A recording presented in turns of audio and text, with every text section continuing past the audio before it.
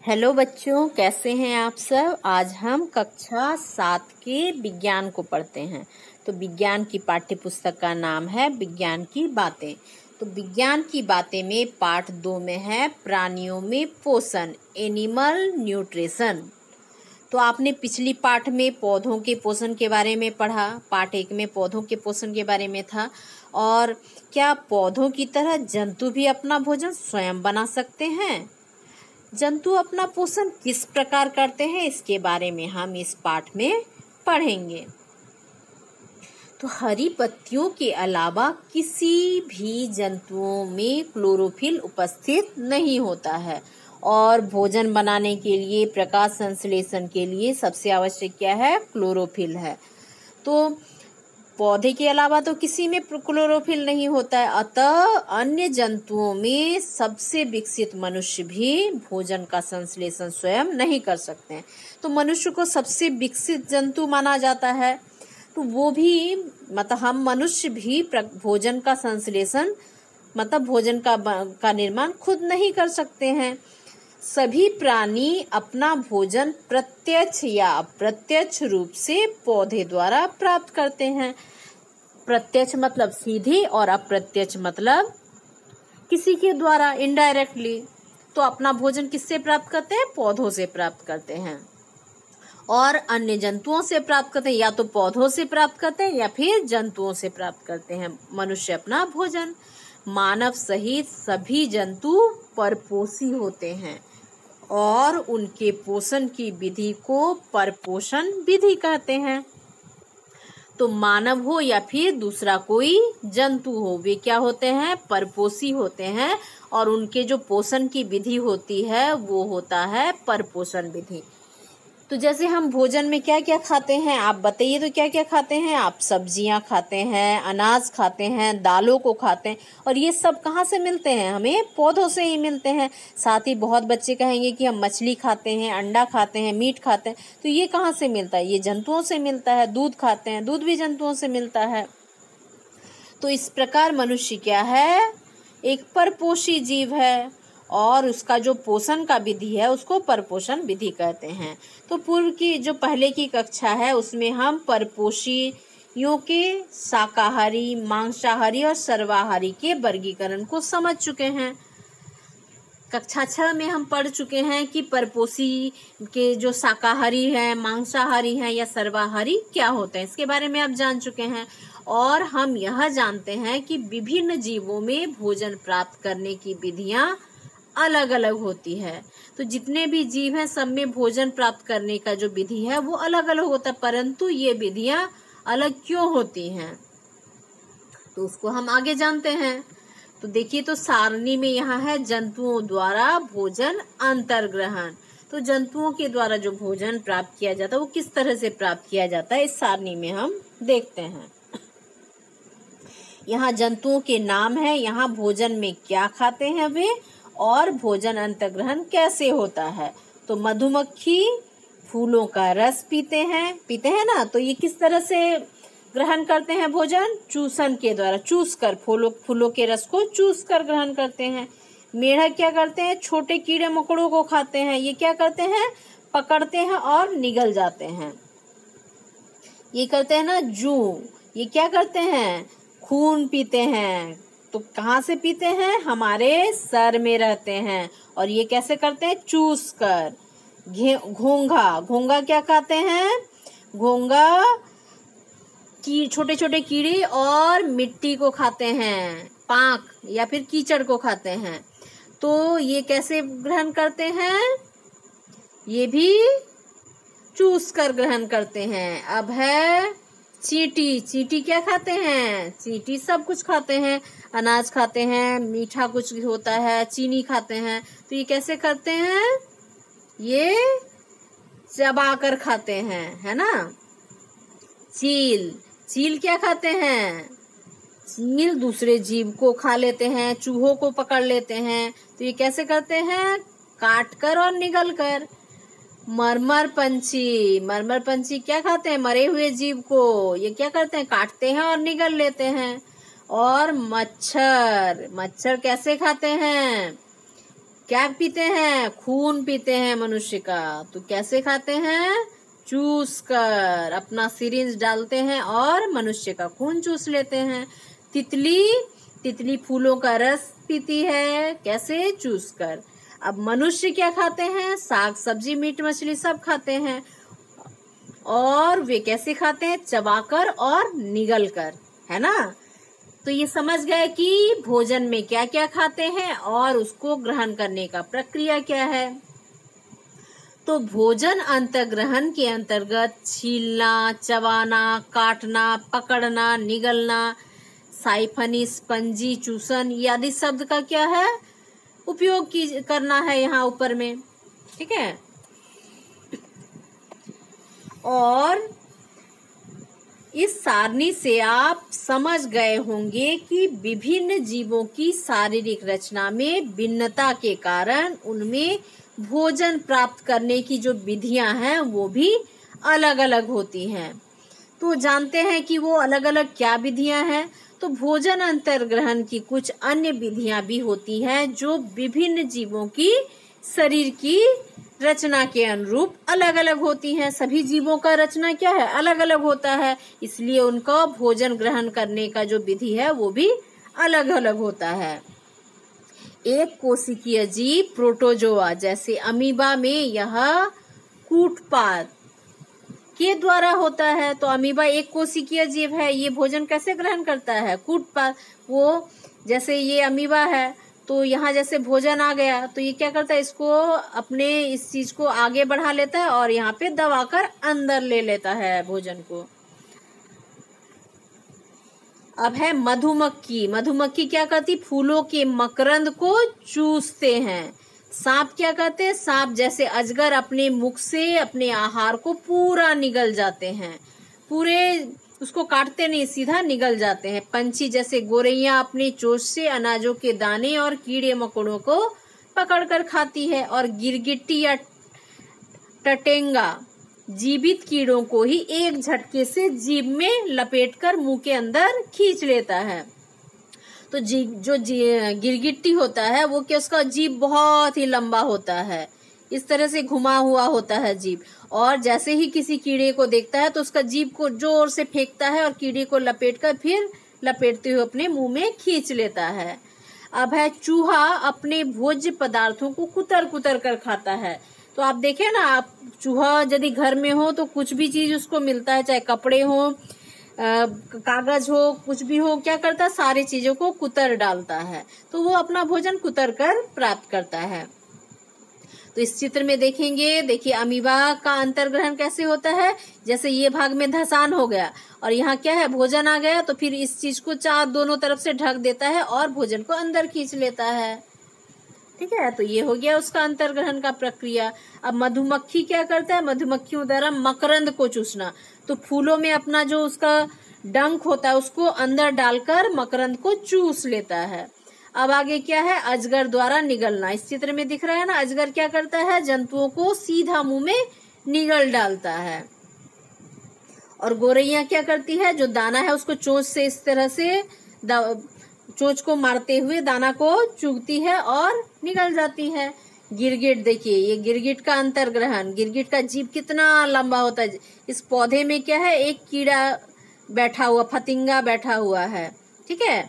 तो वो क्या करता है? अपना जीभ को फेंकता है और उस कीड़े को उसमें पकड़कर अपने जीभ में वापस खींच लेता है, इस चित्र के जैसे।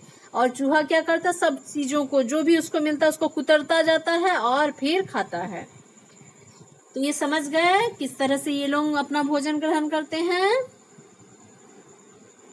अब है अमीबा में पोषण कैसे होता है। तो अमीबा को आपने ऊपर देखा, तो अमीबा जलाशयों में पाया जाने वाला एक प्राणी है। ये अमीबा कहाँ पाया जाता है? पानी में पाया जाता है। यह अनिश्चित आकार का होता है। अमीबा की कोशिका में एक कोशिका झिल्ली होती है और यह गोल सघन केंद्रक और कोशिका द्रव्य में बुलबुले के समान अनेक धमनियां होती है।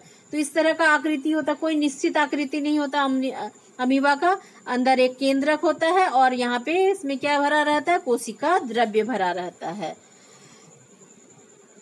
अमीबा निरंतर अपनी आकृति एवं स्थिति, उसका जो आकृति है वो बदलती रहती है, के बनने और बिगड़ने के कारण बदलता रहता है। तो ये इन्हें गति देने और भोजन पकड़ने में सहायता करता है। और वो अपना आकृति क्यों बदलता है? क्योंकि एक जगह से दूसरे जगह अपने को गति करने के लिए वो अपने को सिकुड़ता है, फैलाता है, सिकुड़ता है, फैलाता है, और इस तरह से वो गति करता है। तो कूट पादों अर्थात कृत्रिम पांव, जिसे पादाव या पादाव भी कहते हैं, तो क्या करता है, जो अमीबा होता है, जैसे ऊपर चित्र में आपने अमीबा को देखा, तो ये क्या करता है, अपना कृत्रिम पांव बना लेता है। ये देखिए दोनों तरफ से पांव बना लिया और बीच में कोई खाना आया, फिर इसको पांव को दबा दिया और जो खाना है उसको अंदर खींच लिया। तो इस तरह से वो अपने भोजन को ग्रहण करता है।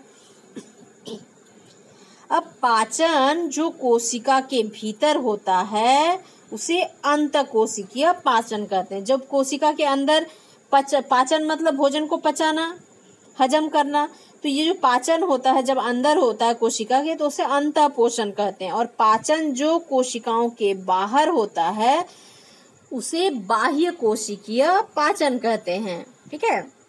अब देखिए अमीबा में पोषण, ये जैसे एक खाद्य पदार्थ है, तो ये क्या किया, ये उसका केंद्र क्या, नाभिक है, तो दोनों तरफ से उसके पांव निकल गए, कूटपाद निकल गए, मतलब टेम्पोररी पांव, कुछ देर के लिए उसका पांव, फिर वो क्या किया, उसको फैलाकर उसकी जो खाद्य पदार्थ है उसको अंदर ले लिया और दोनों पांव को सटा दिया। अब क्या हो गया, अब उसको वो जो खाद्य पदार्थ था वो अंदर आ गया और इस तरह से उसको भोजन प्राप्त हो गया। तो ये प्रक्रिया है। अमीबा कुछ सूक्ष्म जीवों जैसे शैवाल के छोटे छोटे टुकड़े, बैक्टीरिया, डायटम्स, अन्य छोटे एवं कोशिकीय जीव मृत कार्बनिक पदार्थों के छोटे टुकड़े इत्यादि को ग्रहण कर लेता है। तो अमीबा क्या करता है, छोटे छोटे शैवालों के टुकड़ों को, बैक्टीरिया को, डायटम्स को क्या करता है, अपने अंदर ग्रहण कर लेता है और वही इसका भोजन का आधार है। इसी से वो अपना भोजन प्राप्त करता है।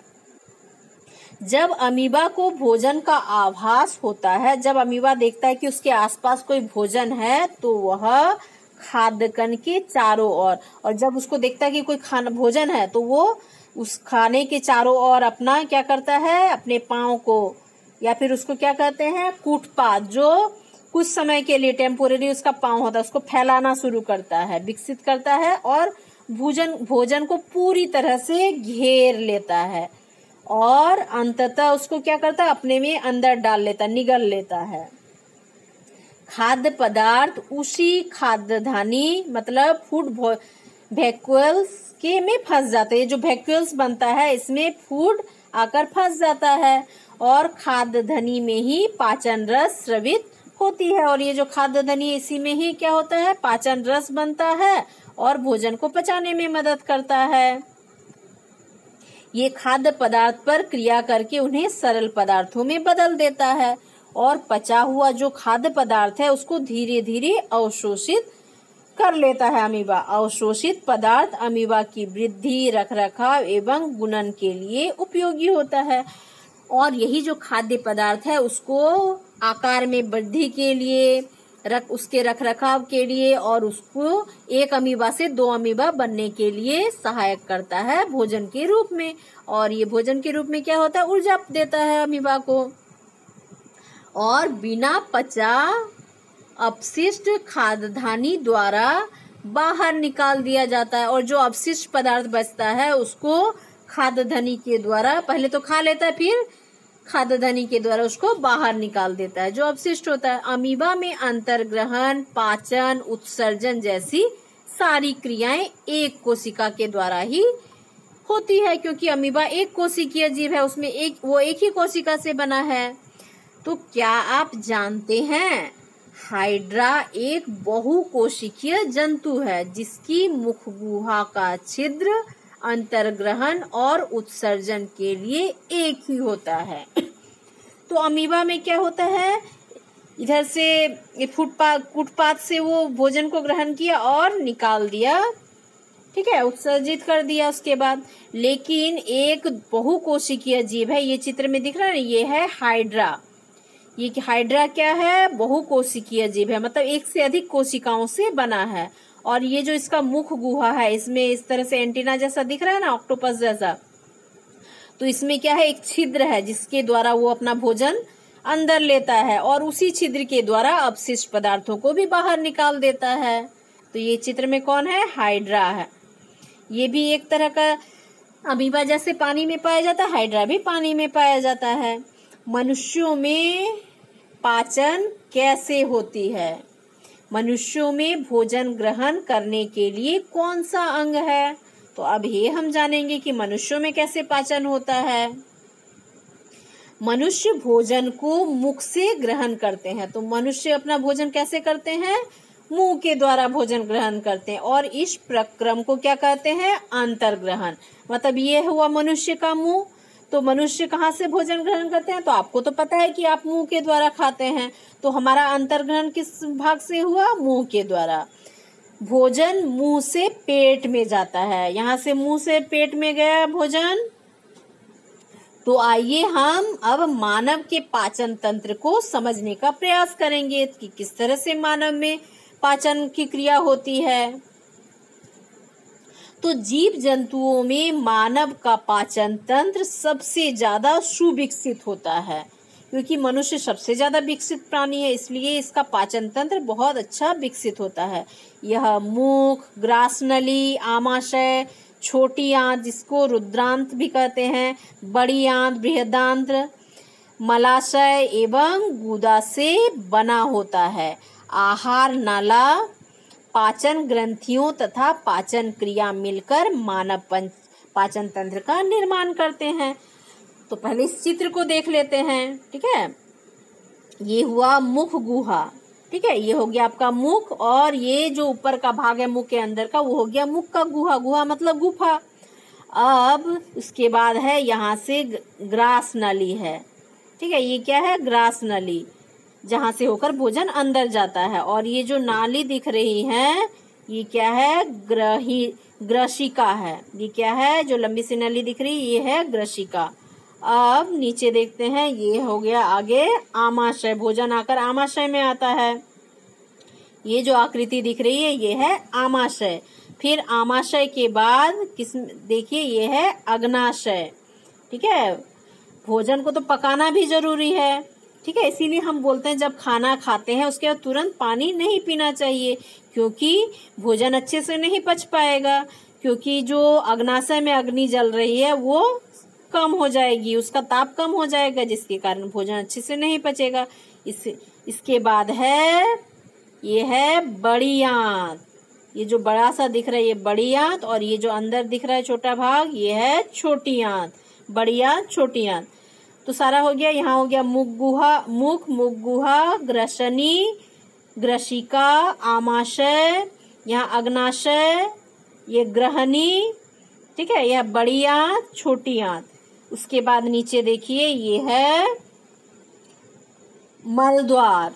ठीक है, और यहाँ है गुदा, जहाँ से भोजन का अवशिष्ट पदार्थ बाहर निकलता है। और ये जो कृमि रूप से दिख रहा है परिशेषिका, इसको अपेंडिक्स कहते हैं। तो बहुत समय आप सुने होंगे बहुत सारे बच्चे का कि हाँ अपेंडिक्स का ऑपरेशन हुआ।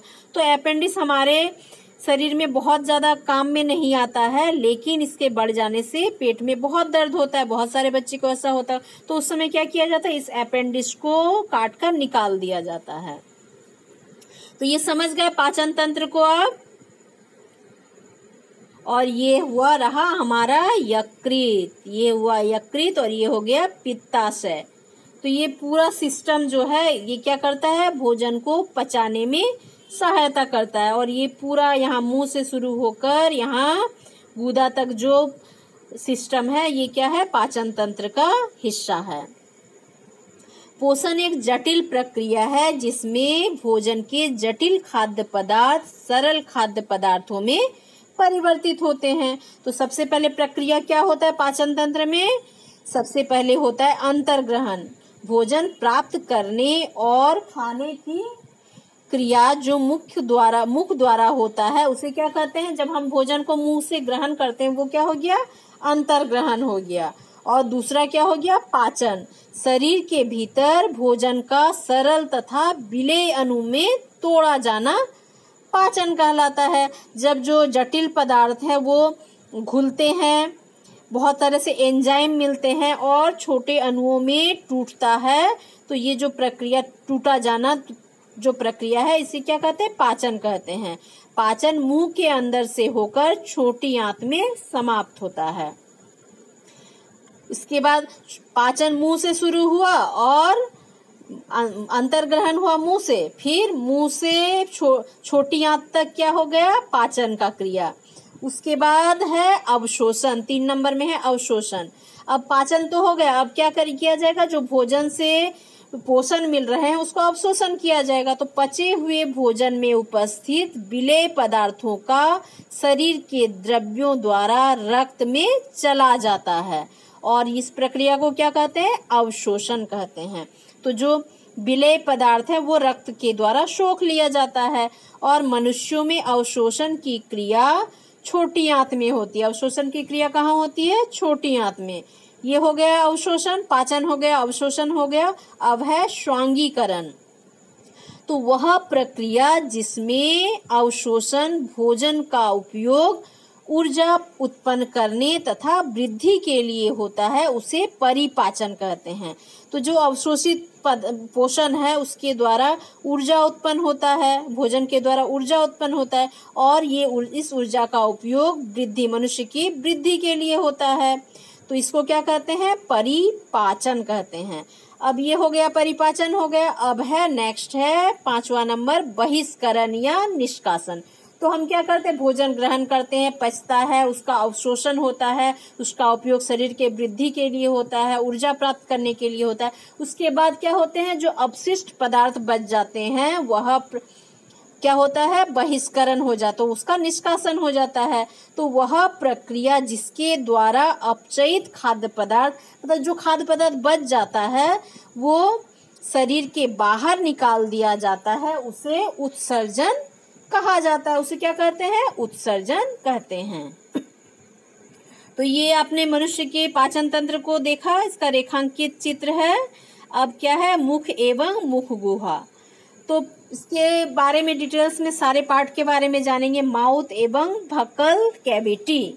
तो भोजन मुख में उपस्थित दांतों के द्वारा छोटे छोटे टुकड़ों में काटा और चबा लिया जाता है। इसीलिए ना कहा जाता है कि जब भोजन खाएं तो अच्छी तरह से चबा कर खाएं।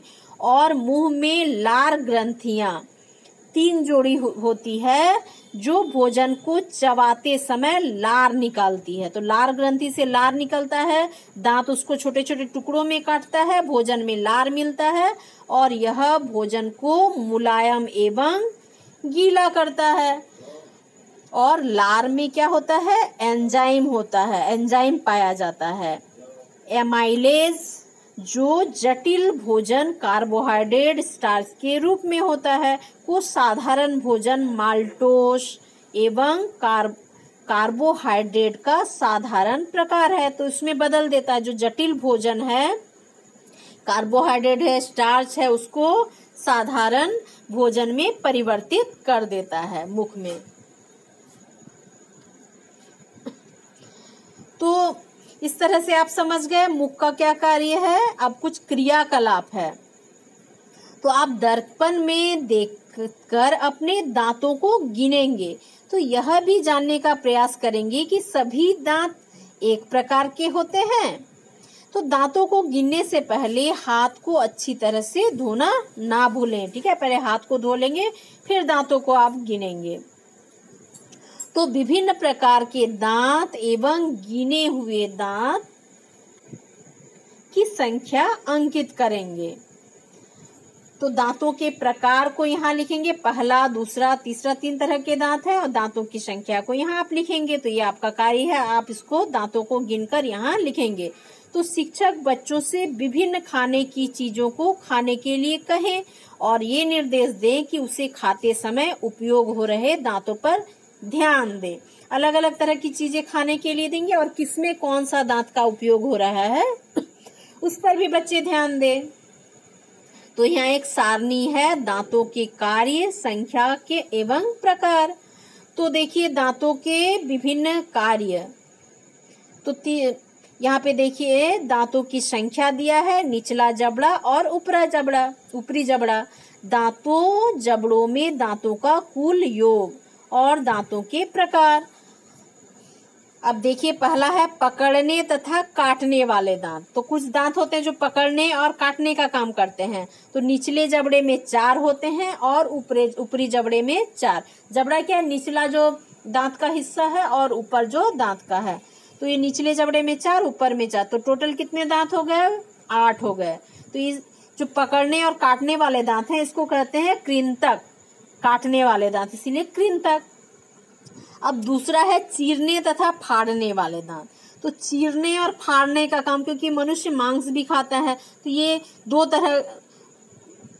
दो होते हैं निचले जबड़े में और 2 होते हैं ऊपरी जबड़े में। तो टोटल 4 दांत होते हैं। तो ये क्या करते हैं? चीरने और फाड़ने का काम करते हैं। तो इसको कहते हैं रदनक दांत।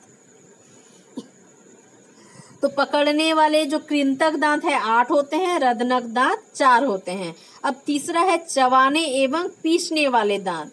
तो ये क्या होते हैं? निचले जबड़े में 4 और ऊपरी जबड़े में 4 होते हैं, मतलब टोटल 8 दांत होते हैं। तो इसको कहते हैं अग्र चवर्णक। तो अग्र चवर्णक कितने होते हैं? 8 होते हैं। अब आगे देखते हैं, चौथे नंबर में है चबाने तथा कुचलने वाले दांत।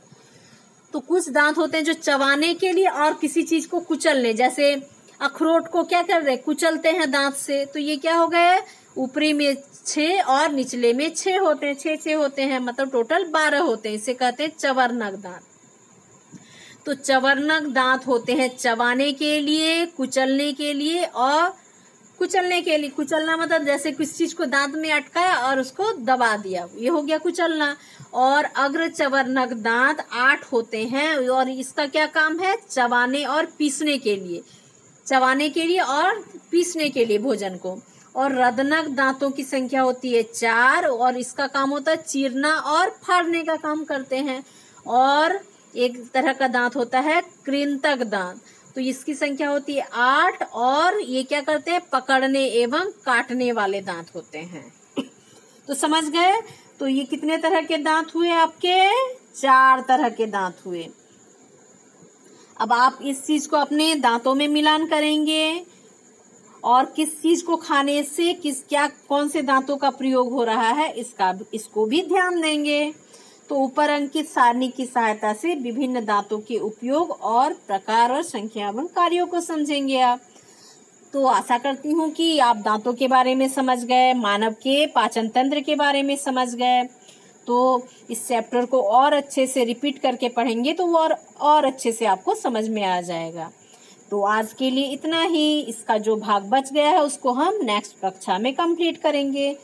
तो यदि इस चैप्टर को समझना है तो दोनों कक्षाएं जरूर अटेंड करें, ठीक है? तो आज के लिए इतना ही। Thank you.